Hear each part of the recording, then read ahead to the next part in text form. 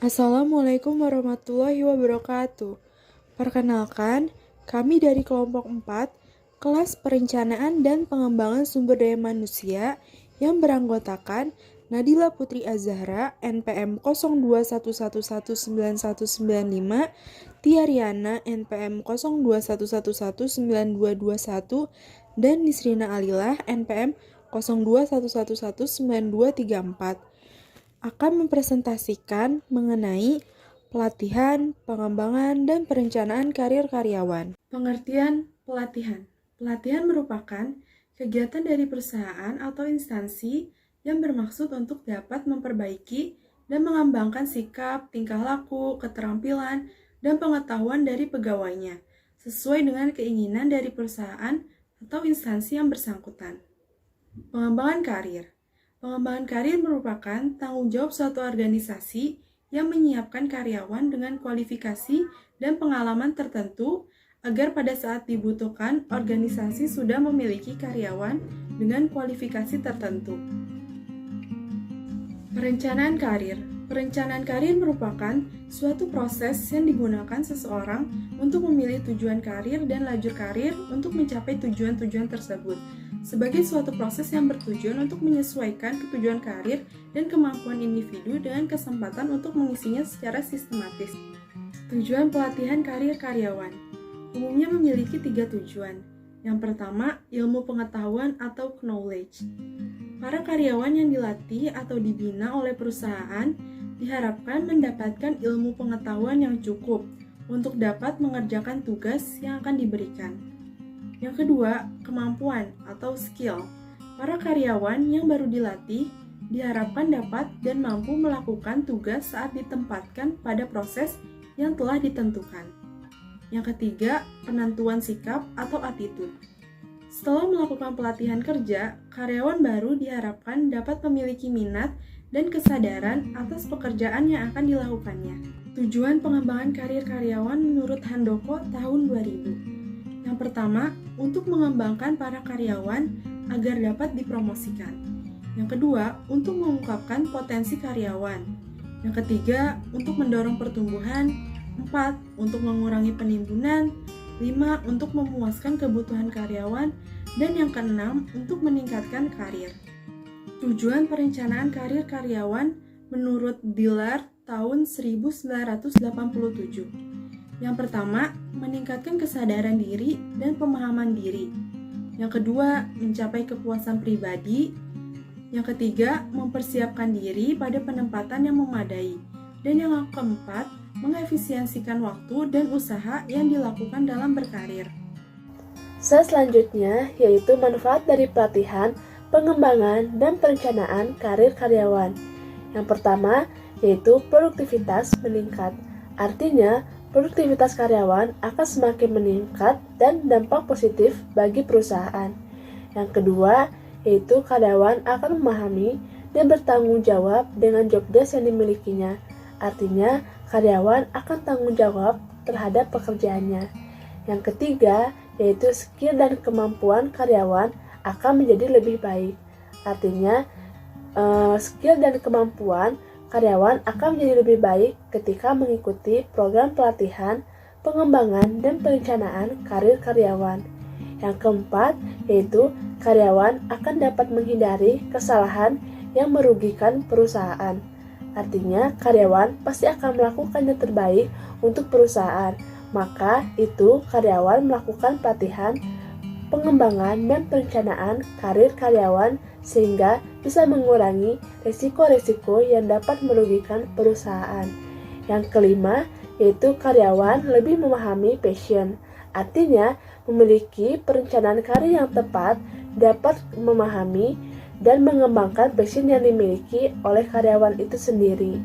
Nah, selanjutnya yaitu nomor 6, peningkatan kesejahteraan. Tentunya, dengan meningkatnya kesejahteraan hidup akan membuat karyawan lebih baik lagi dalam bekerja. Selanjutnya yaitu masih manfaat dari pelatihan, pengembangan, dan perencanaan karir karyawan. Yang ketujuh yaitu relasi semakin berkembang. Karyawan Yang melakukan pengembangan karir tentu akan bertemu dengan banyak pihak dari perusahaan lain, baik dengan level yang sama, level yang rendah, maupun level yang tinggi. Mereka bisa saling bertukar pikiran atau saling berdiskusi dalam pengembangan bisnis. Yang ke-8 yaitu peningkatan motivasi bekerja. Dengan adanya program pengembangan karir, karyawan akan memiliki tingkat rasa percaya diri yang lebih baik karena mendapatkan kesempatan tumbuh dan berkembang. Hal ini salah satu cara meningkatkan motivasi diri dalam bekerja. Yang ke-9 yaitu mengurangi kemungkinan turnover. Perencanaan karir serta yang dikembangkan dengan baik bisa membuka kesempatan bagi setiap karyawan yang ingin meningkatkan jenjang karirnya melalui pelatihan dan edukasi. Yang ke-10 yaitu menyamakan tujuan perusahaan dan karyawan. Perencanaan karir juga penting dimiliki untuk menyelaraskan tujuan perusahaan dengan setiap pekerjaan. Selanjutnya yaitu tahapan-tahapan penyusunan pelatihan atau pengembangan. Yang pertama yaitu mengidentifikasi kebutuhan pelatihan. Kebutuhan pelatihan dapat muncul karena adanya tuntutan yang akan dihadapi di masa depan atau juga dari masalah yang muncul saat ini karena ada yang tidak beres. Yang kedua yaitu menetapkan tujuan dan sasaran pelatihan atau pengembangan.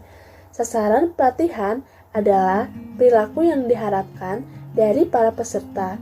Sasaran harus menspesifikasi kemampuan peserta untuk melakukan pekerjaan tertentu dengan tingkat kemampuan tertentu pada kondisi tertentu. Yang ketiga yaitu menetapkan kriteria keberhasilan dengan alat ukurnya. Jika sebagian besar train menunjukkan adanya penguasaan, maka dapat disimpulkan proses pelatihan efektif. Untuk mengetahui adanya penguasaan yang meningkat, sebelum pelatihan dilakukan ujian tentang taraf penguasaan train atau pretest dan dibandingkan dengan hasil ujian yang diberikan setelah pelatihan diberikan. Kemudian dihitung taraf kontribusinya. Selanjutnya yaitu masih tahapan-tahapan penyusunan pelatihan atau pengembangan. Yang keempat yaitu memilih metode pemilihan atau pengembangan. Pada saat memilih rancangan metode dan media yang digunakan, harus diperhatikan keterampilan trainer dan sumber daya yang perusahaan miliki. Yang kelima, yaitu mengadakan percobaan atau tryout dan revisi.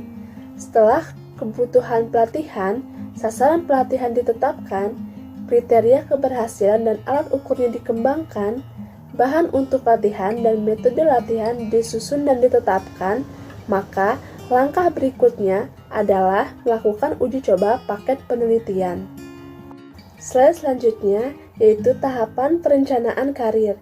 Yang pertama yaitu tahap penegakan. Tahap ini disebut sebagai tahap penegakan, di mana dalam tahap ini pegawai cenderung akan memenuhi kebutuhan akan rasa aman dalam tahap tahun-tahun pertama menjalankan pekerjaannya.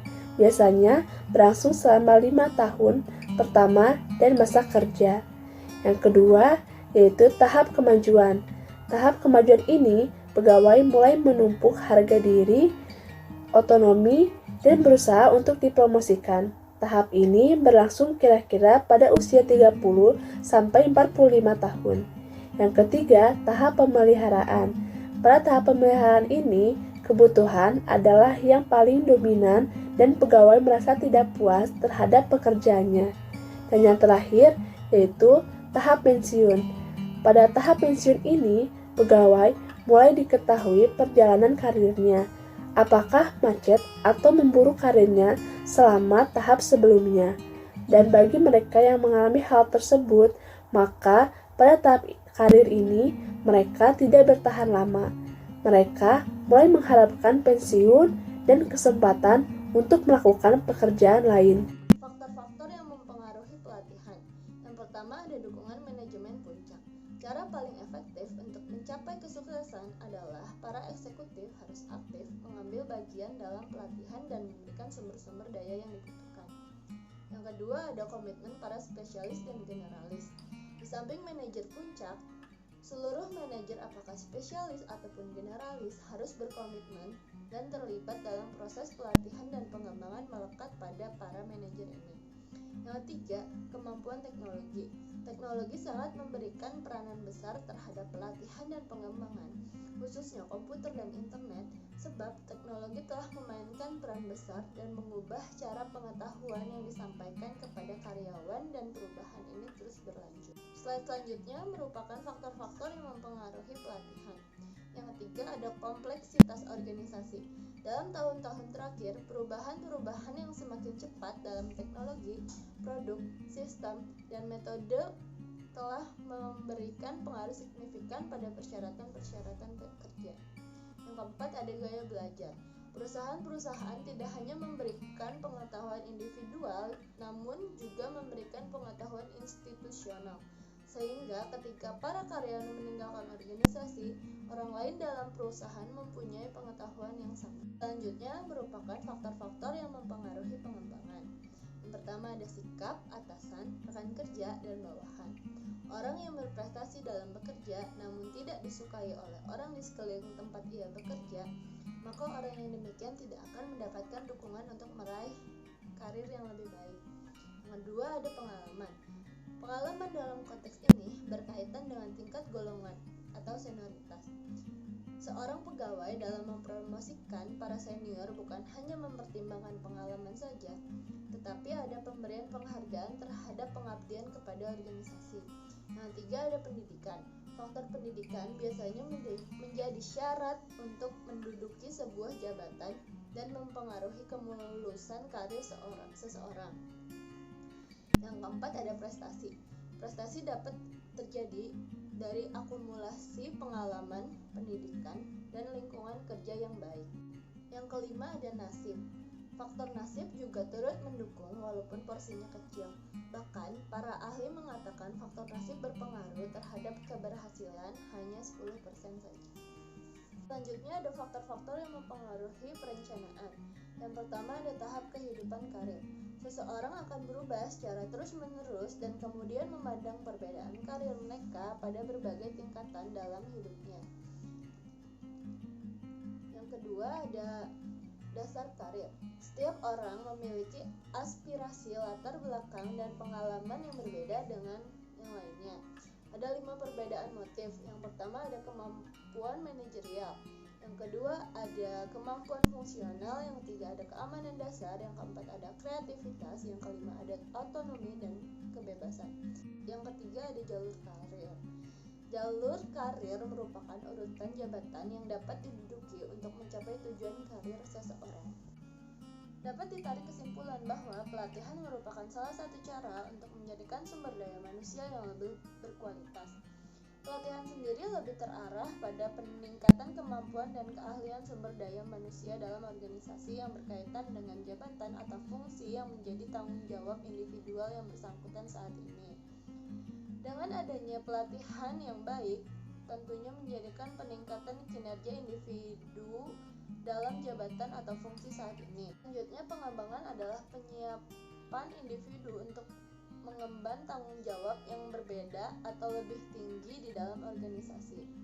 Pengembangan biasanya berkaitan dengan peningkatan kemampuan intelektual atau emosional yang diperlukan untuk melaksanakan pekerjaan lebih baik. Pada akhirnya, perencanaan karir berhubungan erat dengan masa depan perusahaan atau individu sendiri. Karena perencanaan karir yang berarti proses di mana seorang menyeleksi tujuan karir dan arus karir untuk mencapai tujuan yang direncanakan, merupakan suatu gambaran masa depan perusahaan atau individu tersebut. Semakin bagus rencana mereka, semakin bagus pula hasil dan rencana tersebut. Dan sebaliknya, semakin jelek suatu rencana individu atau perusahaan, maka hasil yang didapatkan juga semakin buruk. Perencanaan karir memiliki banyak manfaat. Selain untuk menata masa depan, perencanaan karir juga berfungsi untuk kedisiplinan dalam bekerja. Karena perencanaan karir dapat menjadi patokan dan cambukan motivasi agar rencana tersebut dapat dicapai. Sekian presentasi dari kelompok kami. Terima kasih. Wassalamualaikum warahmatullahi wabarakatuh.